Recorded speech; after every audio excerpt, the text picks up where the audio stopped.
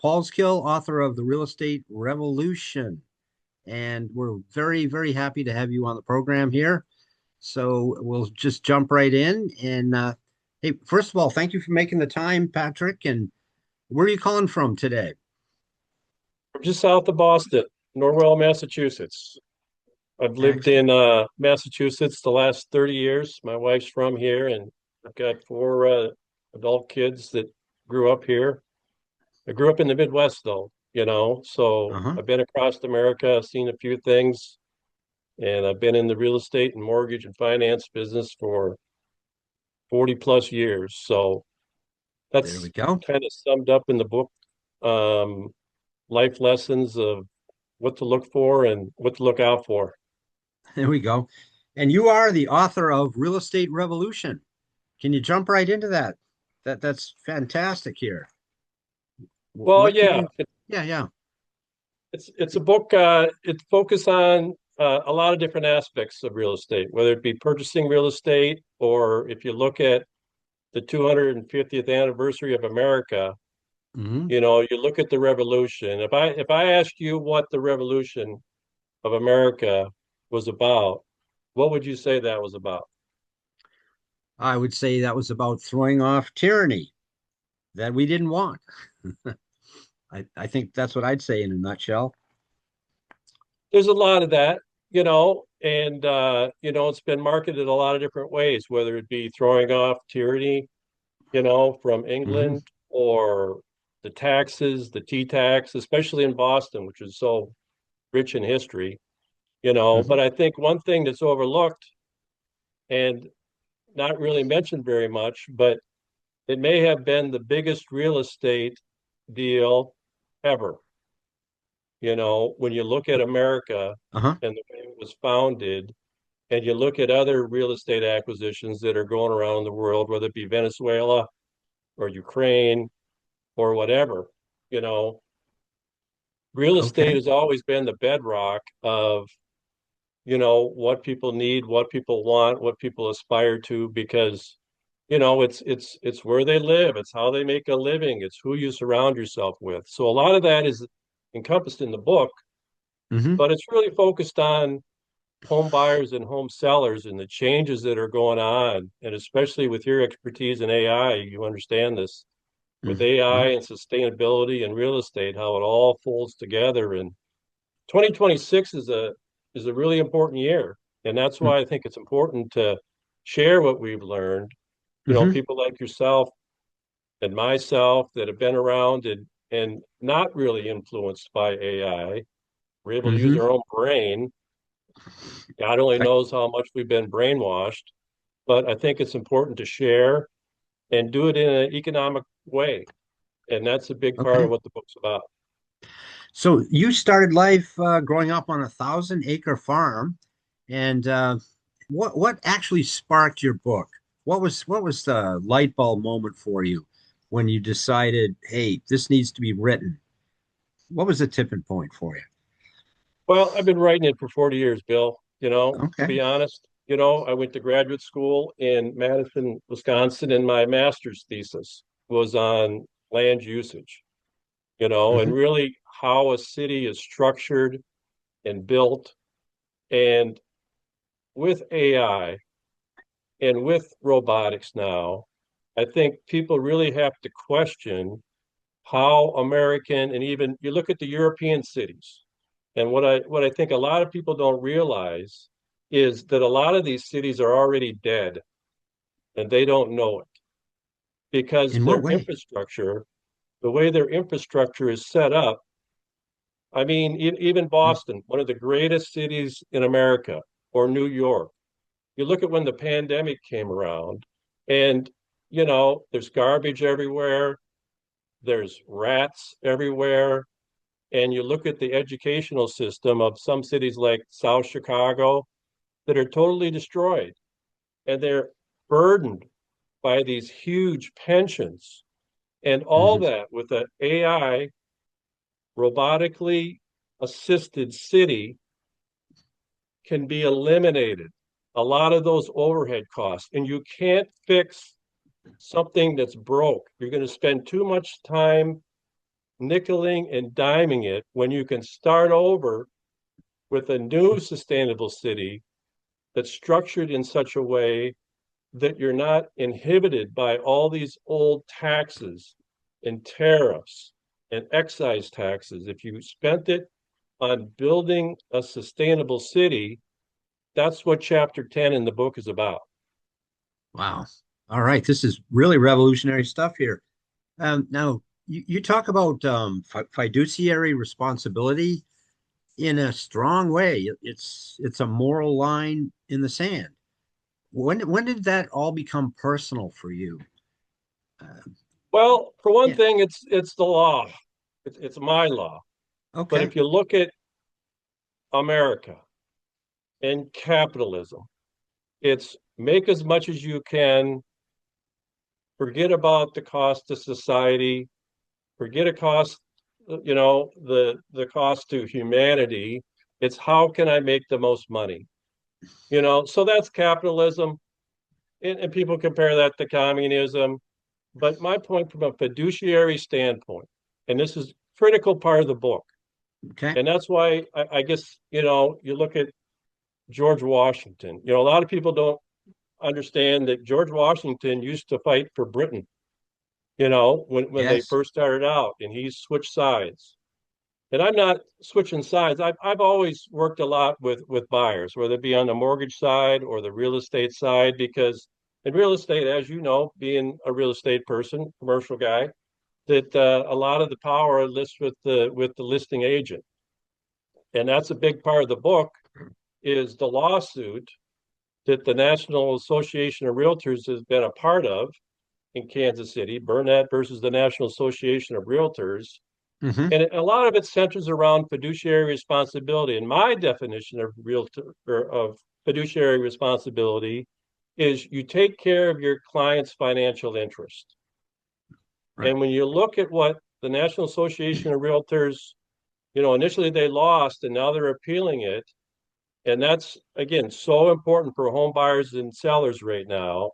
And what's pointed out in the book is that I give consumers battle cries and tools that they can make sure that their agent, whether it be their real estate agent or their insurance agent or their mortgage person or their investment stockbroker, that they're actually taking the consumer's financial fiduciary interest and putting it before theirs.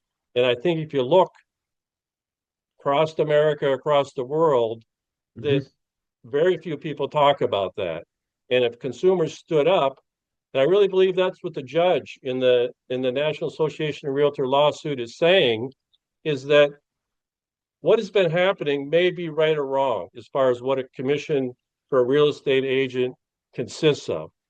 Hmm. And it's very difficult to talk about because there's legal matters around it as far as price fixing with commissions and stuff like that.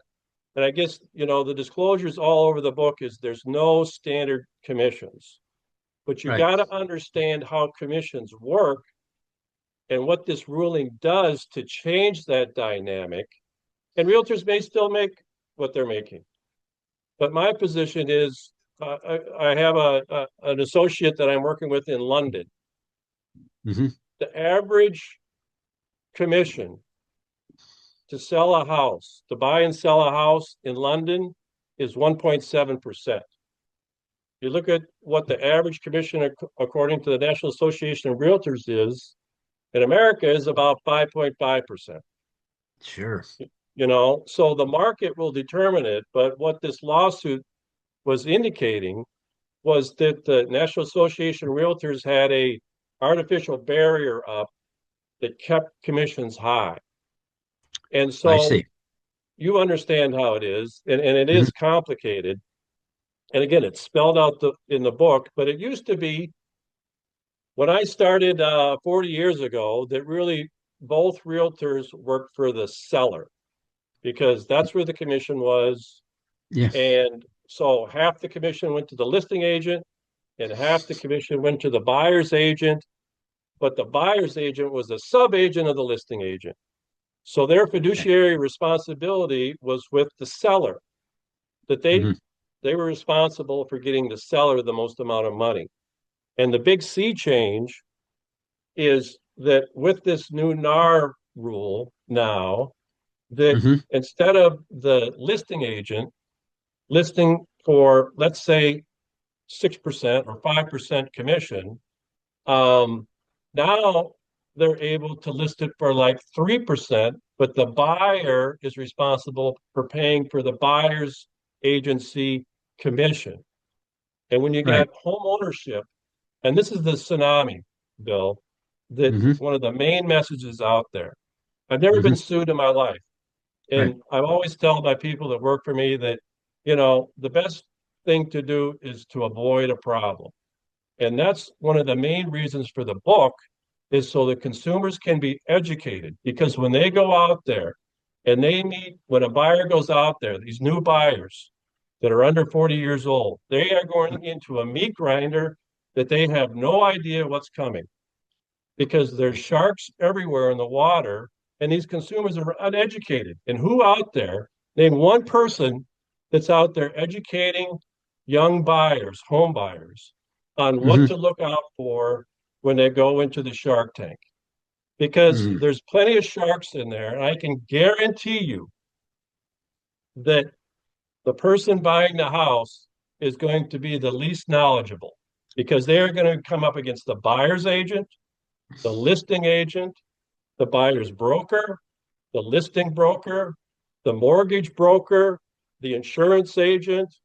All of them are going to have more knowledge than that home buyer coming in, and they could be shackled for their Hmm. life. They're talking 50-year mortgages.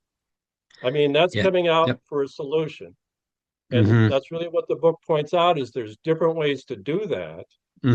Hmm. and avoid all those fees and be able to have a place to live.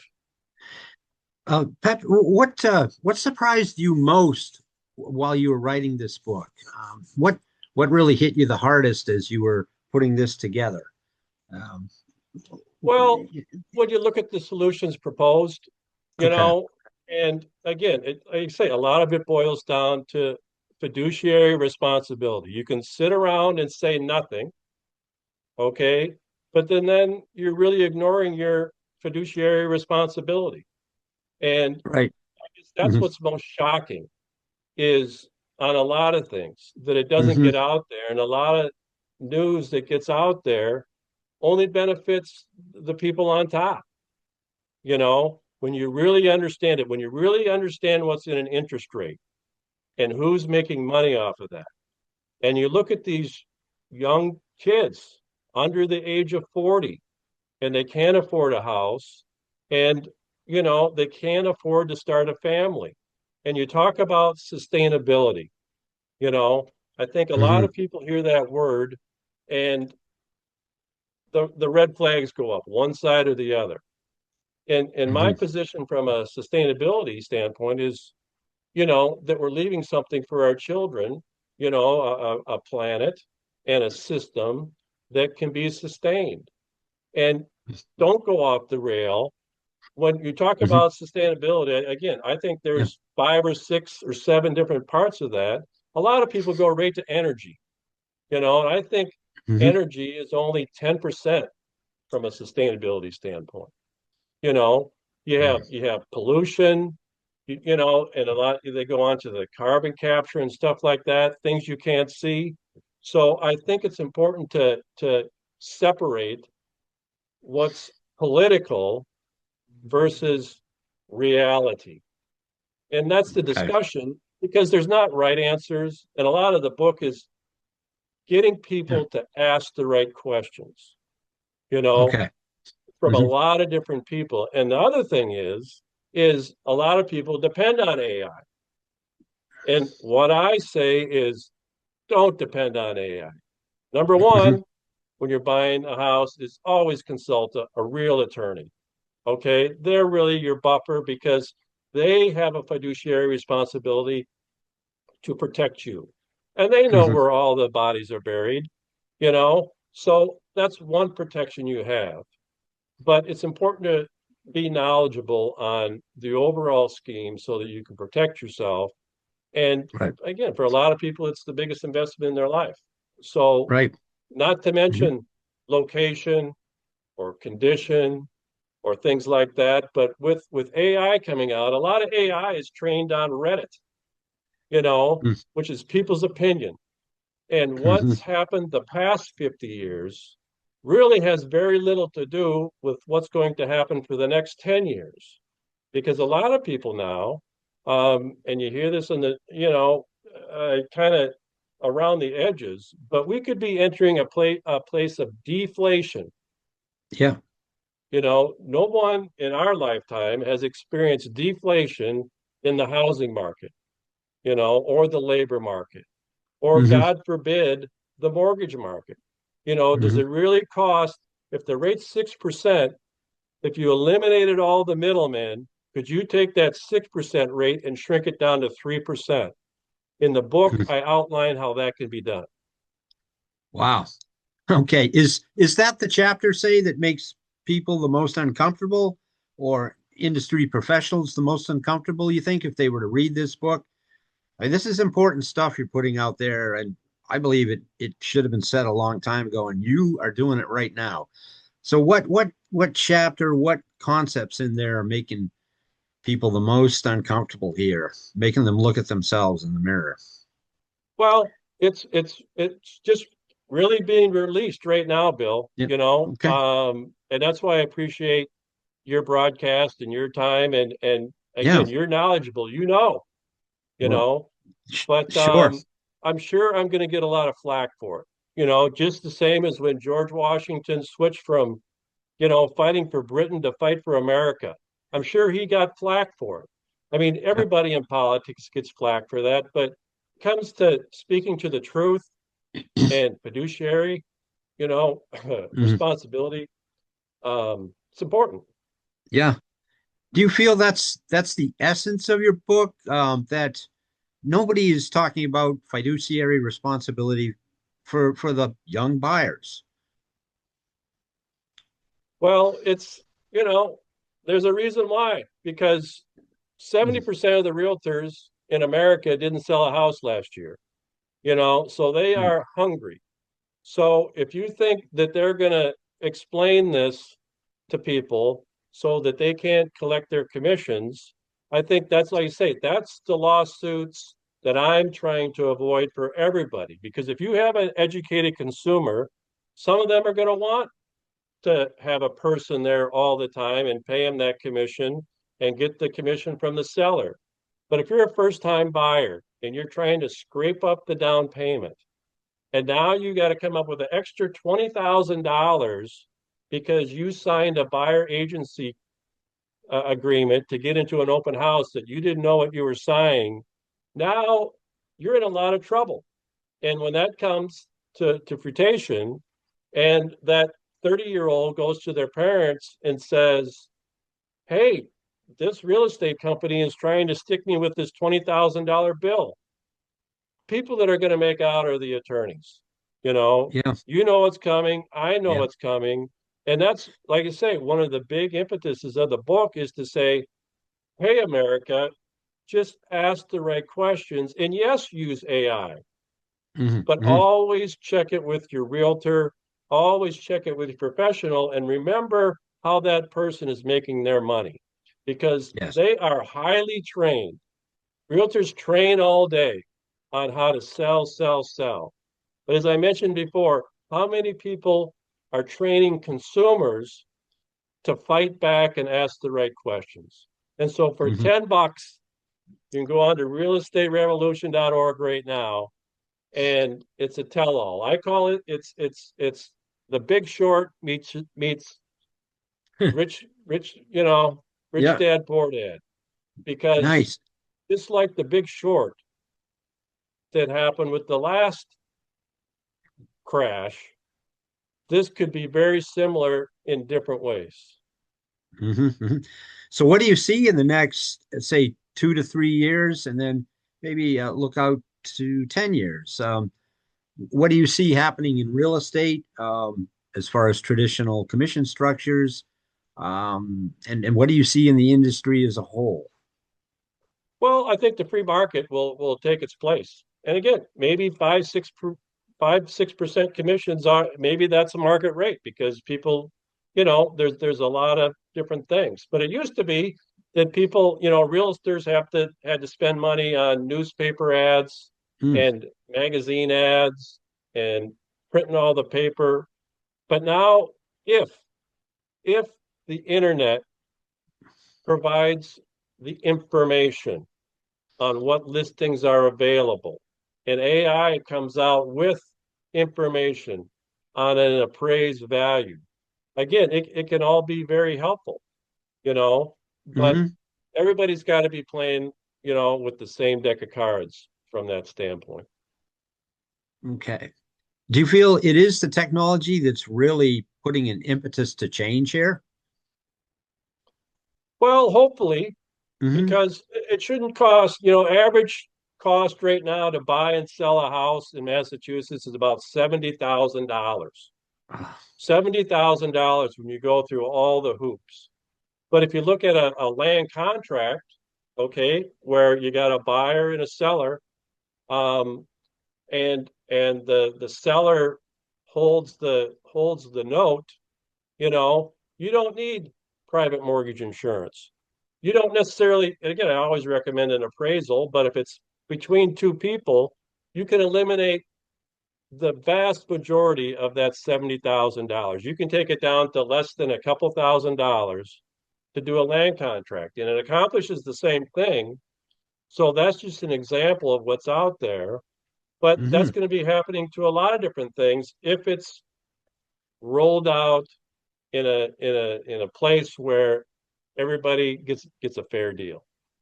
Right, right.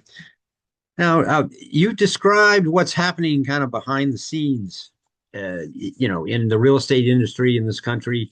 There's consolidation, this massive lawsuit, you know, that's out there on the realtor situation. And then there's also massive companies controlling huge percentages now of transactions. Now there's some pushback from this administration on that, but the big dogs have been buying up single family homes for years now. Uh, the average homeowner, I don't think they realize this is happening. Uh, how can you dig into some of this? Would you do that for me? Um, Well, and yeah, again, that's in the book, but that's a yeah. good one. So now they changed the law now, so big companies like BlackRock can't buy the single family homes.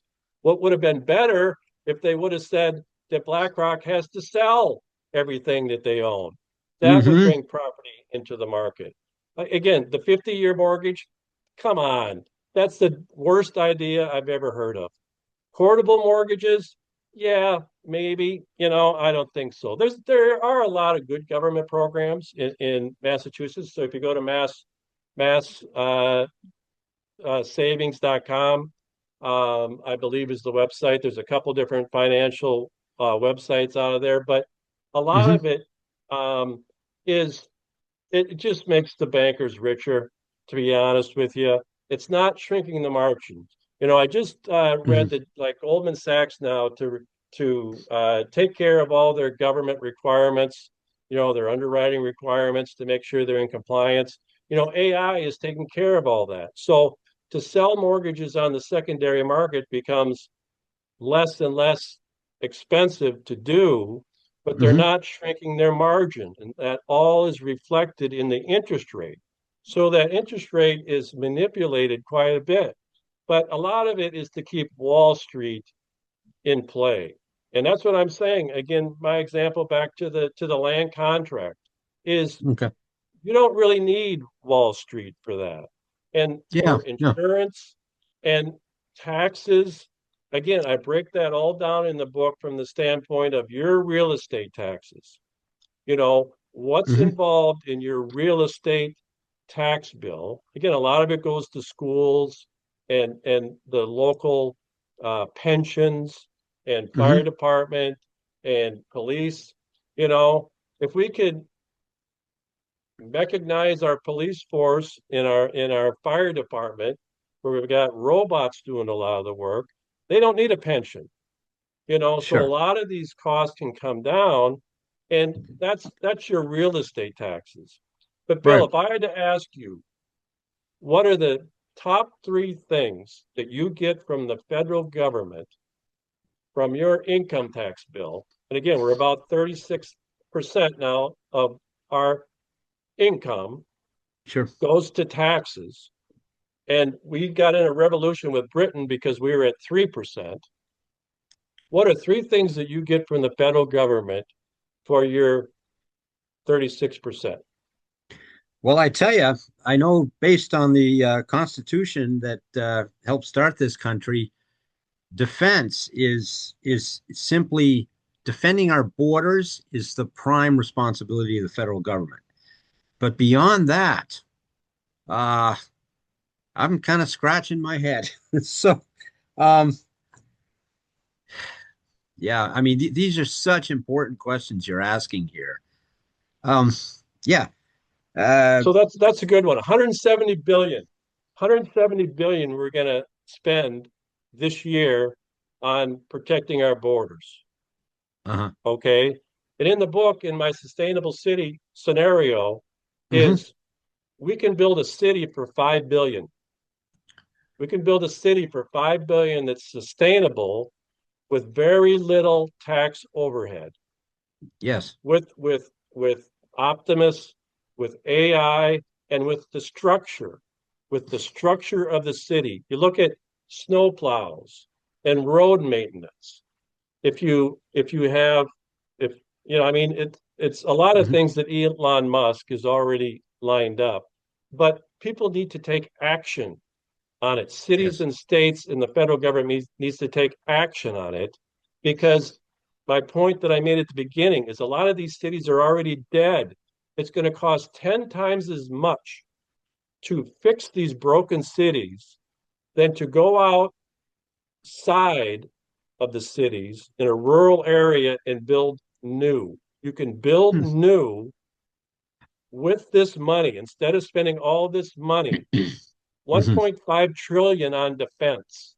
Right, Okay, right. military. You say that's your most important thing. Are you Well, I'm really sure that worried? could be trimmed a lot. Are you Yeah. really worried that New Hampshire is going to be invaded, Bill? Not at all. Not at all. By I'm just, like I say, yeah. by who? Who's going to come in and take over New Hampshire? I was just pointing out that, yeah, one of the original responsibilities of the feds was to protect our borders. And how that is done, well, it can be done in an expensive way, which is what we have, or it could be done in an efficient way, which is, in my opinion, where we need to go. And it's what you're bringing out in this book, which is a revolutionary book, in my opinion. Um, I got a quick question on the banking industry here. So, um, the 30-year mortgage, it's everywhere, and now they're pushing for 40 years, 50 years.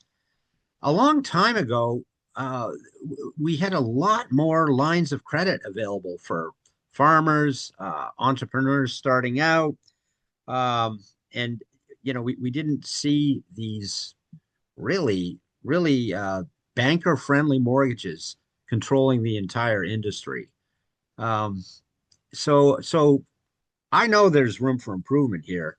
Um, what's your take on where the banking industry is headed and what consumers can do to kind of claw back, their fiduciary um, worth? I mean, we're up against really large institutions here. And if you're a young person, like you'd mentioned, young couple going out to buy their first house or get their first mortgage, there's got to be some alternatives.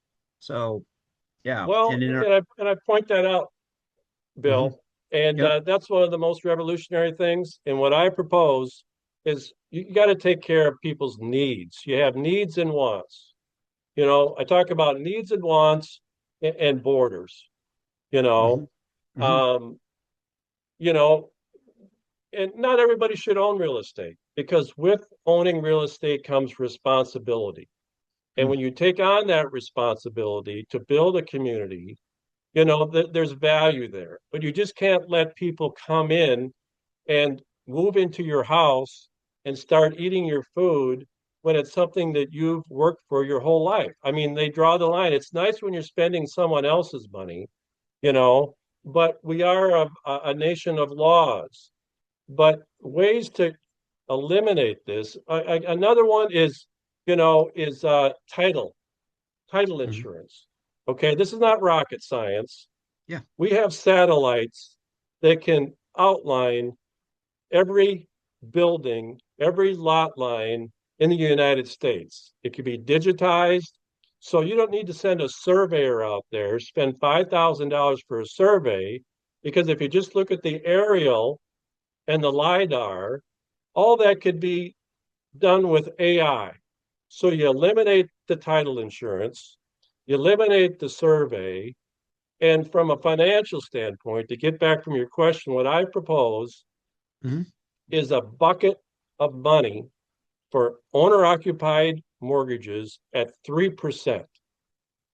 So, Mm, not Goldman Sachs, not Canton Fitzgerald, who was part of the last mortgage meltdown, but a fund held by the government locked at 3%.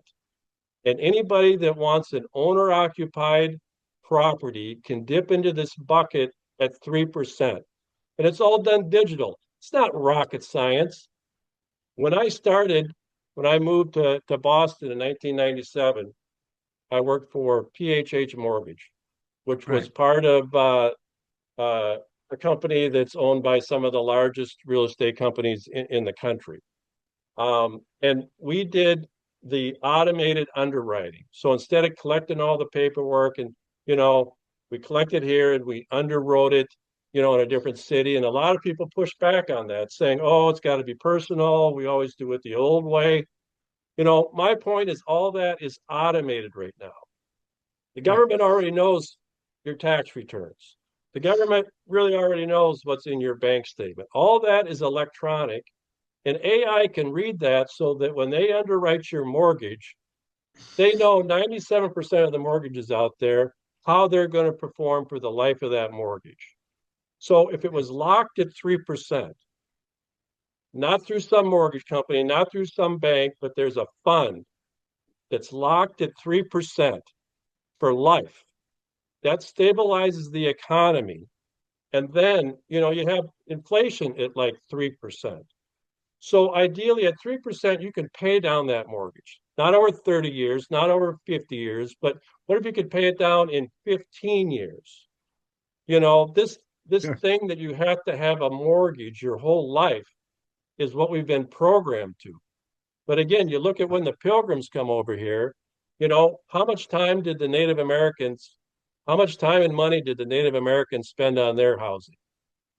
They put up their Right. teepee, and they just live life. But now, you know, what percent of your what percent of your total income, if you look at taxes and your rent or mortgage, you got taxes Hmm. at 36%, and most mortgages are underwritten at either 28%, your mortgage payment should be 28, or your total debt should be 41% of your gross. Just Hmm. imagine if you had that money back in your pocket, if you didn't have to pay very little or lower taxes, and you had your house paid for, and Yeah. your real estate taxes were almost nothing, what would that do for the average American? That's what's possible. That's what's in the Right. book. Nice. Nice. So here we go. What happens when consumers fully understand how the system works, which, as you pointed out, they really don't right now? What happens here? What are they going to say?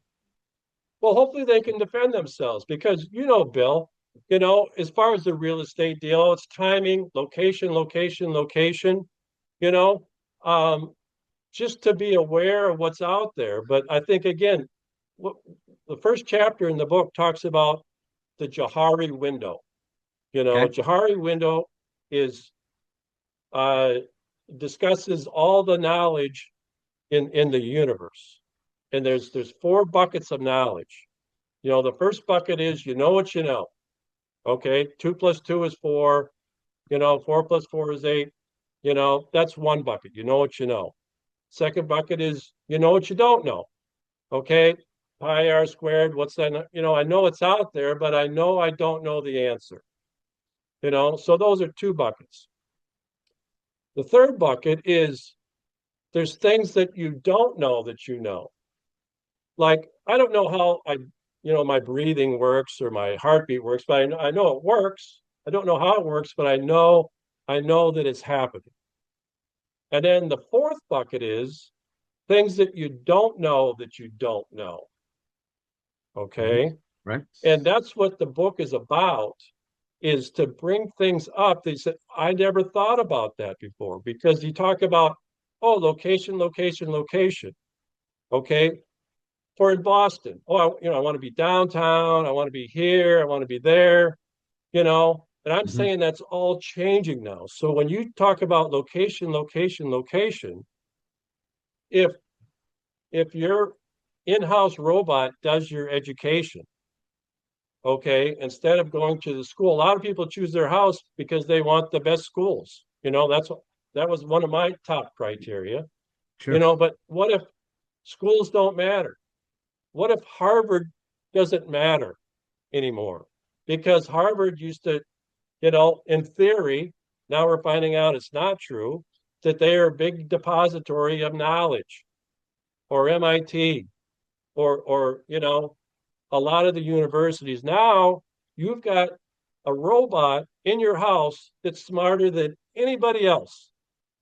So why should I live in a rat infested, over pensioned, crowded city when I could get the best knowledge in the world in my house or on my smartphone? Is that going to change location, location, location? And you look at downtown Boston, where they've Hmm. built all these high rises now in the seaport. Everything is $1 million and up. You know, Yep. is it smart to spend $20 million on a house on Beacon Hill that's 200 years old, and the plumbing is terrible, there's lead in the pipes? Is that a smart investment versus going out into the country and getting land for 10 cents on the dollar and having robots build you your dream home for nothing, 24/7? That's what we're looking at. It's not Right. going to be like it's always been, and that's why Hmm. there Hmm. could be deflation. Hmm. you know so Hmm. I guess my advice is be careful. Everything's going to be Right. different. Maybe everything does stay the same. I don't Yeah. think so. Right. Um, uh, we're boy, boy, we need a couple hours here. I think we really do to get into Well, this. that's why you get It the book. yeah, That's why you get the book. exactly. There And we you go. talk it over with your friends. You don't trust me, you don't trust anybody, you know, but think for yourself, and don't think that AI is going to build you, bail you out. Because like I said, Right.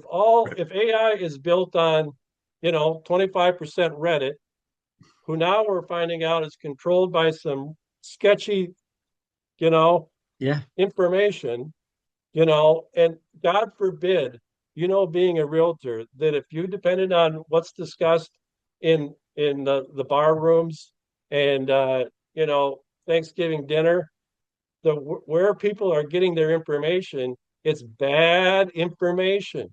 It's very bad information. So Right. that's what I'm not giving you answers. I'm giving you questions. There we go. There we go. Okay. All right. Just one final one here. Your final chapter, it pivoted towards sustainability and building better cities as you get into some here. Why was that important to include? What's and yeah, can you follow up some on that? That's the future.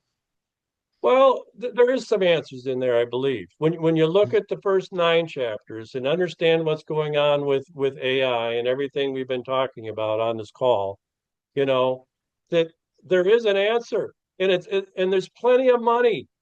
There's plenty of money, Bill. You look at Yeah. what's going on in Dubai. They're starting out with a desert, and now they have buildings and structures and lifestyles that are better than the United States. America always used to be the best place in the world. You look at downtown Chicago, the best architecture in the world.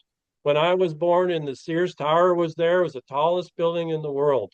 Now we're not Mm. even close. And now, not only that, but we don't even have anything on the books. And in there, I talk about for $5 billion. Well, 5 billion, is a lot, but you can build the whole city Hmm. for 5 billion and Yep. start all these people, in a model that then can be transferred to these bigger cities and all around the world. We should be the best builders in the world, especially with what we have, Hmm. for a president that understands real estate. And now, again, this week, again, very controversial was, the dissolving of the Environmental Protection Agency, basically. So Right. you've got so many wild cards Yeah. with these Mm. young people coming into the housing market, and you've got so many sharks in the water that they are going to eat them alive if someone doesn't look out for them. And that's what I see as fiduciary responsibility. And to get it out to as many people as possible for $10, you can buy the Yep. ebook. And if you Hmm. can't afford the $10, you shoot me an email. You go to realestaterevolution.org and shoot me an email, and I'll give it to you for free. You know, Realestaterevolution.org. Patrick Paulskill. And can you and your website? Give it all. Give it out right now. well, People want that's the to. website. It's not Okay. .com, it's .org, Okay. realestaterevolution.org. So you get the ebook there. Um, if you register there now and you want to buy the book, I'll give you the ebook for free. You know, because the thing is to get the knowledge out there. Um, I'll do classes. There'll be classes coming on. And if you want to buy or sell in Massachusetts, I'm a real estate broker in Massachusetts. I'm happy to coach you. I'm happy to do what you need to do to sell your house or buy your house in the most efficient way possible. But ideally, it's getting the message out there in the book. And I've always slept pretty good, but there's going to be a lot of people that are mad, especially realtors are going to be mad when this Yep. book comes out. you know, It's but coming. you know, whether you learn it now or you learn it a year and a half from now, there's a lot of jobs that are going to be eliminated, and you better retrain yourself, or Mm-hmm. I think you're going to be pounding sand. Mm-hmm. So that's revolution, realestaterevolution.org, realestaterevolution.org. And here we go. You're bringing the future to us in book form, and it's coming whether we want it or not. Things are changing quickly out there. So for people who want to get a jump start on what's coming down the pike, realestaterevolution.org. And so we'll wrap it up here now. I think, Patrick, any final words? Well, I appreciate you reaching out, Bill. Like You're I welcome. said before, I think it's important that we get information that you have and that I have recorded, so that 10 years from now, people can look back and, be proud of what they've done and what they have, and they don't make the mistakes that they can. And again, the theme of the book is to find out some things that you may not have thought about or you didn't know that you didn't know. And once you know, you'll always know. There we go. There we go. Yeah, with the AI coming in, boy, there's going to be there has to be a lot more transparency here. I've been interviewing people in the title industry. You nailed it right on top there on that one area title. Yeah, we're headed for some cost reduction in that.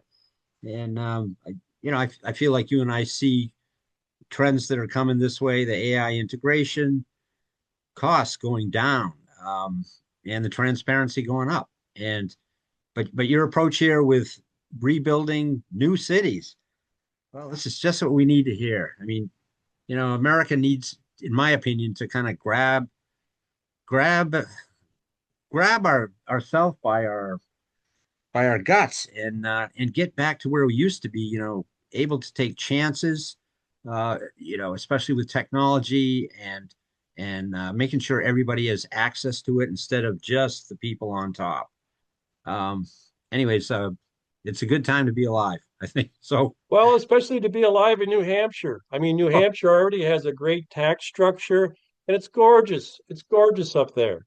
But it's yeah, not necessarily near a metropolitan hub where people used to go to be employed. But now people can be employed out of their home and have more yeah, leisure and yeah, grow mhm, sustainable food at home. yeah, So to be on Beacon Hill, like I say, where it always used to be the best place to be, but now knowledge is dispersed. And I believe yes, cities will be dispersed, and life is going to be a lot better mhm, without all, one mhm. thing you see is in these cities, what a lot of people don't realize is about 50% of the city is just blacktop. It's roads, it's Gee, driveways, it's right, basements. yeah, 50% is blacktop. And do yeah, you think animals, you look inside, a lot of these cities, how many wild animals do you see? I mean, all you have is dogs, and all the dog crap goes right into the river, and it's poison. I mean, you yeah, can't yeah, even yeah, swim in the Charles River. right. You look at Oh my, Washington, D.C., the septic problem down there, that's what's uh, going on in America. right, Forget right. about Ukraine. Yeah, take care of our own country first. Um, Amen. yeah, this is so good. So